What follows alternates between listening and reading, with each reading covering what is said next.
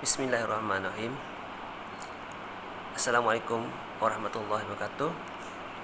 Salam sejahtera dan salam menjulang dalat. Saya Kelana bin Yerosi, guru penolong kanan Kurikulum SK Kapong Teh Dalat.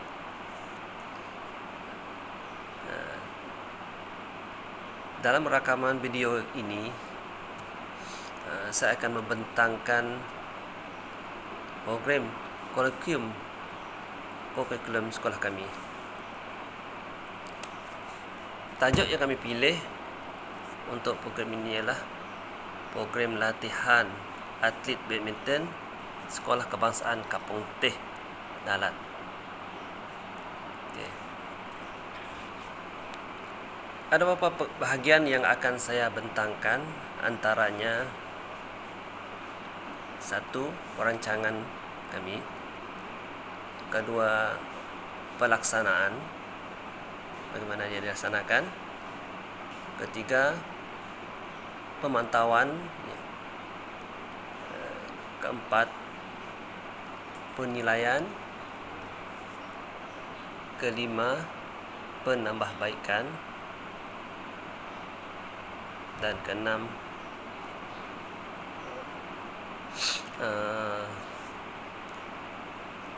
pendokumentasian. Itu antara perkara-perkara yang saya akan bentangkan. Okey. Pertama, iaitu bahagian perancangan. Dalam perancangan, isu yang kami nampak untuk atlet badminton, yang kami nampaklah, sebab kami pernah menghantar atlet badminton sampai ke peringkat negeri, tetapi malangnya banyak kelemahan-kelemahan yang kami nampak menyebabkan dia tak berjaya. Jadi isu yang jelas untuk atlet badminton kami ialah atlet badminton lemah menguasai kemahiran pukulan smash. Maksudnya smash itulah, bahagian smash ini memang sangat lemah. Okey. Jadi punca yang jelas ialah tiada latihan khusus diadakan untuk pukulan smash ni. Jadi cadangan penyelesaian kami ialah kami melaksanakan program latihan asas pukulan smash. Sasaran kami ialah memang untuk atlet badminton. Sebab badminton merupakan kebitaan sekolah kami. Okey, jadi kami carilah isu yang jelas, lemah, mengapa kami perlu ambil sebagai satu program kurikulum kami kali ini. Sebab kalau dalam permainan pun smash ini merupakan sangat penting untuk mematikan perlawanan dan untuk mempercepatkan perlawanan. Okey. Itu perancangan kami. Okey. Yang kedua ialah pelaksanaan. Dari segi pelaksanaan ialah program ini dilaksanakan pada hari Rabu, iaitu bermula jam 3.45 sehingga 4.45, mengambil masa 1 jam untuk latihan kepada atlet ni. Kemudian dalam pelaksanaan kami, atlet akan dibahagi kepada 2 kumpulan, iaitu 1 kumpulan perempuan dan 1 kumpulan lelaki. Kami memilih untuk 4 orang lelaki dan 4 orang perempuan untuk plan ini, dan dibimbing oleh seorang jurulatih untuk setiap kumpulan.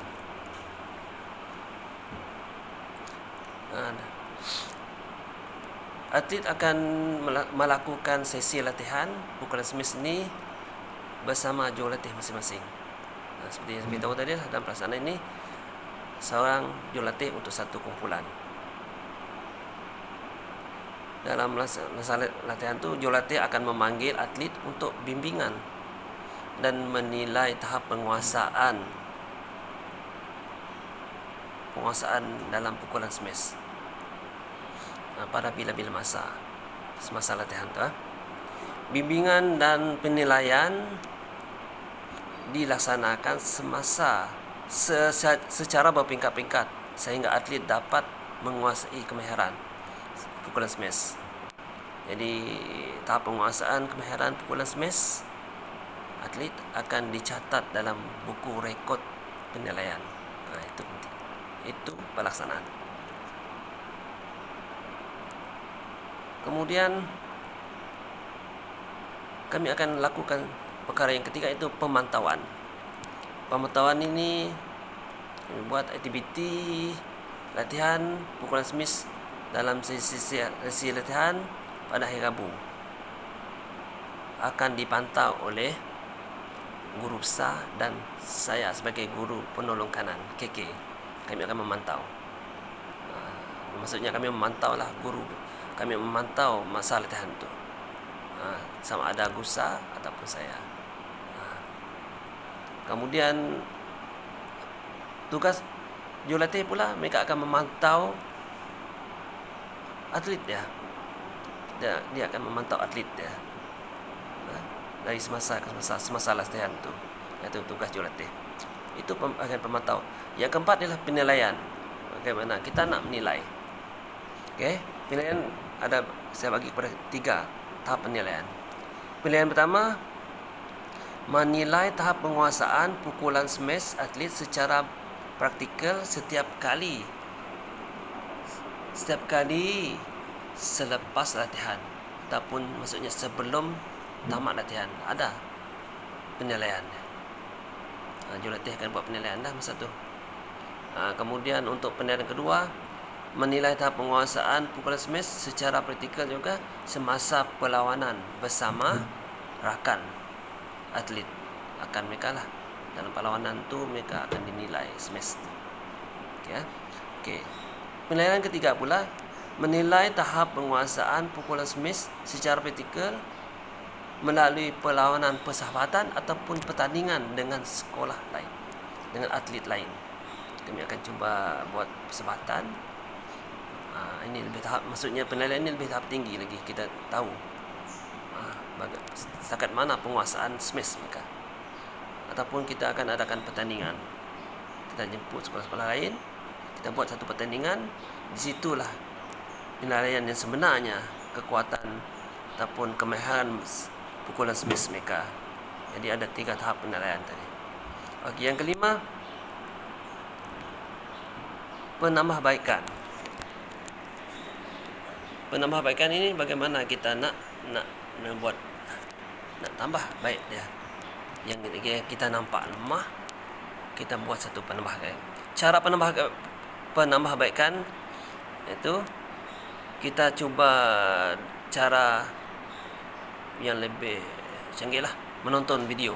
Contohnya menonton video atau YouTube teknik pukulan smash yang dilakukan oleh pemain-pemain handalan dunia.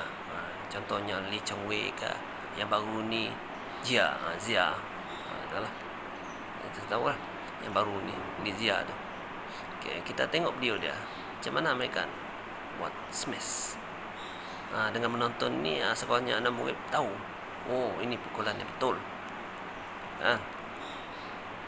Kemudian kita juga boleh buat rakaman pukulan smash atlet itu sendiri. Kita buat rakaman semasa mereka buat pukulan smash, dan kita akan buat, kita tayangkan semula dengan budak itu, dan mereka akan cuba buat penilaian sendiri, kemudian dibimbing oleh jurulatih sebagai maklum balas dia. Itu teknik kita lah.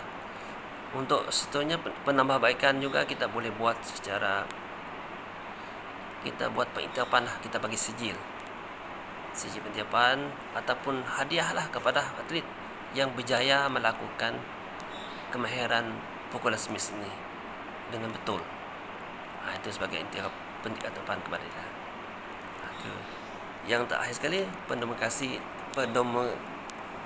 dokumentasi lah. Kita bolehlah buat kita kerja macam tu. Kita rancang dan kita buat dalam OPPM lah. Apa perancangan kita, apa objektif kita, apa objektif am kita, kita buat semua dalam kita kerja. Atau objektif khusus dia, mengenai perancangan penyantu, jadual-jadual yang kita nak buat. Lepas tu macam mana kita nak kita sediakan juga borang pemantauan, borang penilaian. Itu semua dokumen-dokumen yang kita perlu sediakan. Dan kita tetapkan tarikh-tarikh dia, jadual dia, supaya dapat kita buat program ini dengan lebih baik dan bersistematik. Daripada dokumentasi inilah kita tengok. Kita boleh juga tengok kos dia, peralatan dia, kan. Lepas tu kita tengok orang yang bertanggungjawab dia siapa. Yang kita supaya program ini tidak dibuat sambil lewat. Itu maksudnya. Kita dalam objektif khusus tu kita buatlah latihan tu pukul semester tu. Contohnya peringkat-peringkat tertentu dan apa yang kita nak ajar, apa yang kita nak latih. Ada dalam pukul semester ada banyak tahap-tahap dia. Kalau nak sebut satu persatu tu memang banyak. Memang banyak. Contohnya kita ambil contohlah objektif khususnya. Atlet dapat melakukan contohnya dapat melakukan sentuhan bulu tangkis dengan raket dalam pukulan smash adalah jauh ke atas dari badan dan ke belakang. Maksudnya ada cara dia. Itu kita buat semua dalam dokumentasi. Kita buat sediakan objektif. Jadi jurulatih nanti akan melakukan semua objektif khusus ini.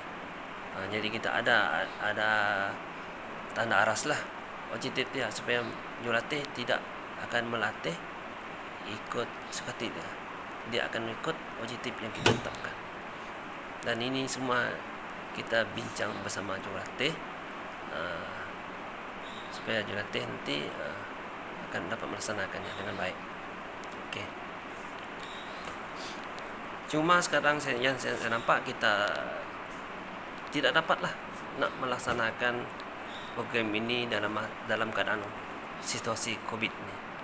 Karena kita tahulah GPNS pun tidak lagi membenarkan mengadakan aktiviti di sekolah untuk KK. Kita tunggulah masa sesuai. Kalau dah tamatnya COVID dan ada arahan dari GPNS, kita akan laksanakan program ini dan insyaAllah program ini akan berjaya. Harapan kami agar apa yang kami rancang ini akan berjaya. Okey. Saya rasa itu saja untuk pembentangan saya pagi ini. Sekian, terima kasih.